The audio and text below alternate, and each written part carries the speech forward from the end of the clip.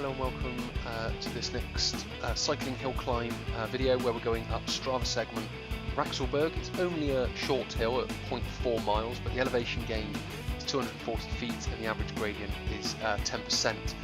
Now the first part of the hill is relatively straightforward, but as you go up the hill the gradient gradually increases, as you may be able to see on the graphic on the top right hand side. Now as we get to the corner up here, which you'll be able to see in a second when the cars are just coming round, this is where it starts to jump in gradient.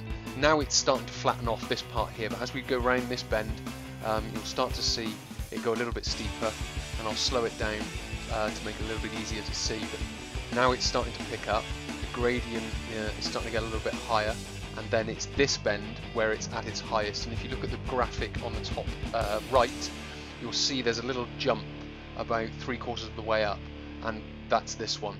So it's that little jump, and as it continues up here we're still on it, so it's still pretty steep here, but as we get just around this corner it starts to level off.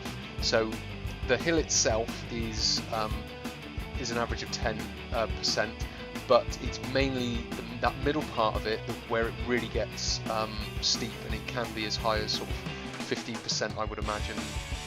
Obviously now this bit is relatively straight.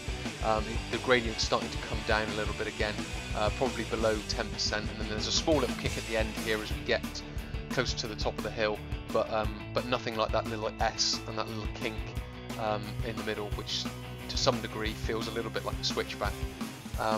But yes, this is Wraxellberg, just outside of Bristol. So if you ever get the chance, if you're ever in the area, do pop along. It'll take you, between 2 and 5 minutes, depending on your fitness levels, to get up. And then when we get to the top, there's a little T-junction, and this is where we finish the video.